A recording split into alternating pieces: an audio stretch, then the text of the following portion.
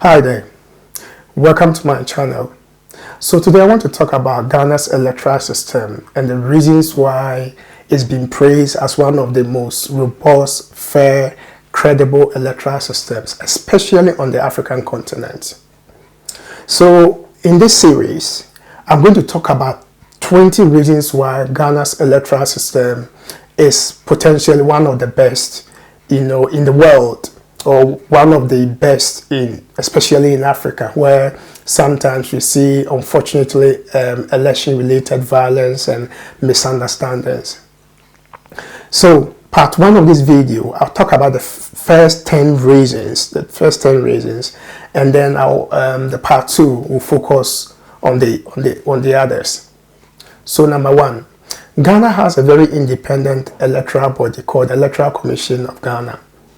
Its senior members, like the chairperson, the 2 deputies, the other 4 senior leaders, have a tenure. So they can't be sacked easily unless they misconduct themselves. So they have security of jobs. So somehow the hope is that no one can actually influence them or boss them into doing anything for them. The other thing also is they draw their salaries, allowances, and other basic expenses from what we call the consolidated fund. This is to ensure that government has less influence on them, or political actors in the country has less influence on them. So that's one reason the Electoral Commission is seen as very independent. The second reason is that Ghana has a very competitive political environment. As some of you know, there are 2 main political parties in Ghana. And this party, there have been several elections where none of them will even get the majority to actually lead the country, i.e. presidential candidates don't get 50+1% of the vote. So there had to be a second round. So the election cycle in Ghana is extremely competitive. There are very few, I would say, swing voters who could swing the votes one way or the other. So it's a very competitive environment. Added to that, there's a very competitive media landscape in Ghana. People can actually say their minds. There are stations and media entities affiliated to the opposition, affiliated to political parties like the party in power. There are independent media entities. There are a whole lot of them. There are independent civil society organizations who take upon themselves to monitor the electoral processes and bring their recommendations and that. So that makes it a bit really competitive, in the sense that people will question issues all the time and forces the Electoral Commission to make changes if changes are required. So that's the second reason, a very competitive environment. The third reason is there's a very extensive stakeholder engagement by the Electoral Commission. So the electoral body, engages the entire public. They give timetables as when things are going to happen. They tell the nation what the requirements are. If you want to register to vote, what are the proof of identities that are required, and the documentation required, and what you can do and where to go. So they need to make sure that they engage everyone in the country so that people know what's going on. Yeah. They also have what we call the Inter-Party Advisory Committee. It's mainly made up of the political parties in the country, and they have frequent meetings, I think monthly, or it could be regular, especially getting closer to the elections.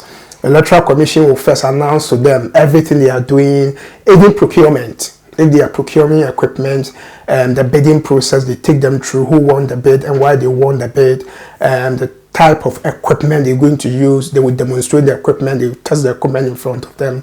And that. So that's the third reason. It's a very extensive stakeholder engagement, so everybody knows what's going on in the country. So it makes it very open for everyone to know what's going on. The fourth reason is how voters are registered in the country. So as most of you know, Ghana also uses biometric systems where you take fingerprints, biometrics of all citizens who want to register to vote. It also takes facial biometrics as well, and they will take a whole lot of other details. So on the day of the registration, you go to your local polling station and they will take all these biometrics. You'll fill a form, they take data from you. You need to provide proof of ID. Either you have what we call the Ghana National Card or Ghana Card. You can use that as a proof of eligibility to register, or you have a Ghana passport. If you do not have Ghana passport, you need two guarantors, two people who have already registered and have voters ID card. They can fill a guarantor's form, guarantee for you to say they know you, you're of 18 years, you're a Ghanaian citizen, you live in a local area, you're of sound mind. Then they will allow you to actually go to the registration process.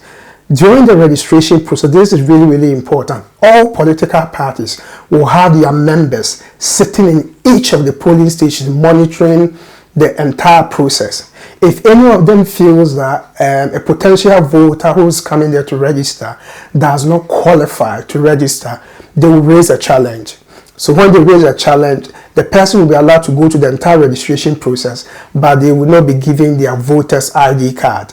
It will be kept. So after the registration process, a committee will sit down, investigate the allegations against them, and if it's found out that they don't qualify to register, their name will be deleted from the register. They won't be given the voter's ID card, and they could potentially face a fine or actually be taken to court to be prosecuted. However, if it's found out that yes, they qualify to vote, they will just give them their voter's ID card, and their name will remain on the register. At the end of each registration day, each polling station will do a printout of total number of registrants, voters, potential voters who registered at that polling station, and giving copies to each of the political parties and each of the observers who come to that station. So everybody has the statistics of how many people registered at that particular day. So that's really important. The next reason, number 5, that makes the elections very credible and very free and fair, is that after the registration, the EC will announce dates where they will exhibit. So they do exhibition of the provisional register. During the exhibition, potential voters who registered are told to go back to the polling station they registered and check their details to make sure they are correct. So they will take their voter's ID card back there, they will check their name, make sure everything was spelled correctly. Sometimes mistake could be made. For instance, somebody is giving the wrong gender, so that everything could be corrected. This year was quite incredible because you could also send a text message to the Electoral Commission, and straight away with your voter card details and registration center code, and straight away Electoral Commission will confirm the details so they hold for you on your phone. And if there's something wrong, then you can walk to the polling station and get it corrected, or go to a district office and get it corrected. So they exhibit that, and they do all the correction. At this point also, I mentioned those who've been challenged previously, their case would have looked at, and those who need to stay on the register will be stay. So the register will be cleaned somehow to make sure that those who don't qualify are not on it, and those who qualify stays on it. So once they finish the exhibition, comes the number 6 point that makes the system credible. They issue the final register of voters throughout the country. So how many people actually registered throughout the country, the breakdown. At the end of this video, I will show you slides of some of the breakdown they actually gave this year of registering, breakdown from various regions in the country. And one of the most important things at this point is copies of the register, entire register. Copies are given to each political party. So each political party will know for each of the over 33,000, 34,000 polling stations, how many people are registered there, who are registered there, each of the constituencies, how many people are registered throughout the country. So they have the data, everybody has the data. And there's also a process for a citizen or other groups to also request copies from the Electoral Commission. So the register itself is not a secret. Everybody will know who is there and who is not. Then once they do that, just before they issue the final register or after they issue the final register, they just announced to potential candidates who want to stand as members of parliament or presidential candidates to actually go to their website and print a form, right? You print the form and then you fill it. And on the form, they will require a certain number of signatories from registered voters. Every single registered voter who signs that form, Electoral Commission will check their details on their system. If it's found out that, you know, somebody is giving a wrong information or that, sometimes they will allow you to correct it. But if they find out that there's a fraudulent data you put on there, you'll be disqualified, and they can also prosecute you. This year, 17 people put their names forward to stand, application to stand as presidential candidates, but I believe 5 has been disqualified. It's only left of 12 who will be standing this year. So that's what really happens during the registration process. In fact, most of the political parties will actually make sure that before even the date of the registration of candidates arrive, they will actually make sure they've gone through the form, they fill the form, everything is ordered, ready for the Electoral Commission to inspect. One of the key things you need to notice at this period is in Ghana this year, all members of parliament, people who are standing as members of parliament for all the 275 constituencies had to pay a fee of 10,000 Ghana cedis, and those standing as presidential candidates had to pay 100,000 Ghana cedis so that, you know, they can actually register. The good news about the fees is that for those standing as MPs, if you're able to achieve 12.5% of the vote after the votes are counted, the entire registration money will be refunded to you. And if you're a presidential candidate, if you're able to achieve about 25% of the vote, the entire registration fee will be refunded to you. Number 8 reason why the system is seen as open, fair, credible is that the system also allows transfer of votes and proxy application. So for instance, somebody might have registered in your local school. By election day, school might not be in session, they will be at home. So the system will allow you to transfer your vote. There are also security personnel who might be on security duties, maybe abroad or wherever it is, or at certain polling stations, or they'll be sent somewhere to be involved in a particular operations. These security officials are allowed to also transfer the votes wherever they want to transfer them to. And also, a proxy application could be put in. For instance, you might not be in the country on the day of voting. You are allowed to give proxy to somebody so somebody can actually vote on your behalf.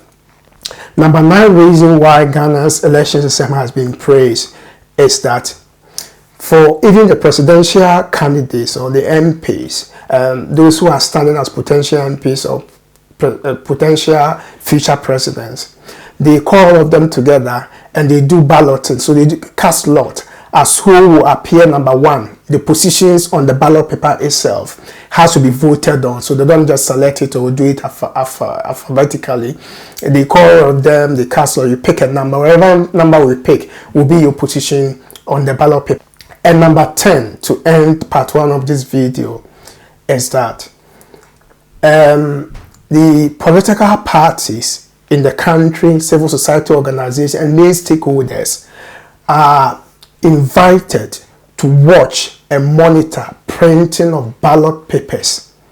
And after they've been printed, they will be sealed with a special seal, right? So each political party will send their representatives to the printing room, wherever company is being selected. They need to print the ballot papers. All political parties will be represented in the actual printing room. If some of the printing process goes wrong and any of them get this, like maybe the paper didn't print well, the pictures didn't come up well, it got to be destroyed in front of them, burnt or something like that in front of them, so that they know that those ones can find their way into the system. And then once the printing is done, they will count everything. Each of the political parties will know how many of the ballot papers have been printed for the entire country, how many have been printed for each constituency. Of course, the Electoral Commission will use its register, right? So they know how many. So if they are printing ballot papers for MPs, they know how many people have registered in a particular constituency, so they will print up to that number, right? It wouldn't exceed that, but they will print up to that number, so that, you know, there are no excess ballot papers lying anywhere. For the presidential candidates as well, they know for the entire country how many people have registered, and then from that they will print the exact number. As I said, once it's done, it's sealed in front of them. They monitor. You go into a special security and it's protected, very secure place. It's protected until the day of elections. So to end this video, I'm going to put a couple of statistics up as what some of the statistics that Electoral Commission actually put out during the entire process. Once they finish with the registration, what statistics do they put out? So for instance, one of the statistics they put out is the comparative analysis of how many people registered the last elections were held, and then this year. So on here you can see a breakdown per region, how many voters registered for 2016 elections and how many registered for 2020 elections. And then when you come here, they see the key breakdown of each of the current 16 regions. When we were voting in 2016, there were only 10 regions, but obviously Ghana has created more regions, so there are 16 now. So here you can see the 16 regions, that the breakdown of how many voters have registered, and they put the total for the entire country as being 16,963,306 registered voted. And also they give for the entire country breakdown of gender, how many males registered, how many females registered. And the other statistics that they also obviously gave is 18 new people who have just turned 18 who actually registered, and within that age category as well, they'll give a breakdown. They also give further age breakdown, how many registered voters were 18, how many are 19, how many are 20 and over. So that's what they do. The other interesting statistics that the commission gives, that's really, really interesting, is people with traumatic fingers. So due to the work or the nature of work that some people do, they might have, you know, destroyed, I don't know, their fingerprints, and the biometric system might not be able to capture their fingerprints properly. The commission give breakdown of that statistics as well. Of course, this year there's a facial recognition there as well. So it shouldn't be much of a problem. And once you have your card and they can verify your details, your pictures on the card, they will allow you to vote. Anyway, the other statistics they also gave is how many disabled people actually registered, and also compared to 2016, how many disabled people registered. This is key in the sense that on the day of registration itself, right, on the day of registration itself, they might have to make provision. Polling station might have to make provisions for somebody who is disabled. So it's really, really, really key that they know how many in each region, in each constituency, in each voting location. And I mentioned people being challenged. If somebody feels that you don't qualify to register and registering, they can challenge you. And so this is the breakdown of how many people were challenged in the country. It amounted to 0.2% of all people who registered. And finally, proof of eligibility. How many people use Ghana card as their proof of identity? How many people use passport? How many people did not have any of these documents or proof of ID? So they had to use guarantors and that. So that's the statistics. So these are the first 10 reasons why Ghana's system of elections or the electoral process is seen as very open, it's seen as very fair, it's seen as very, very credible. On part 2 of this video, I'll go into the other 10 reasons why the system is fair. So that will cover the actual election day, what happens, and post-elections, what actually goes on in the country that has actually given Ghana the accolade of being a credible, democratic country when it comes to elections. Please subscribe to my channel. I have more videos coming, and let's keep the conversation going. I've gone through this process. Especially if you're from an African country, how is the process like in your country pre-elections? Are there any of these obviously activities that I've mentioned that you believe that your country can adapt? Is there anything particular in your country that you feel that it might be good for Ghana, that Ghana should adopt going forward to improve its electoral processes? So thank you for watching. I'll see you next time. Bye bye.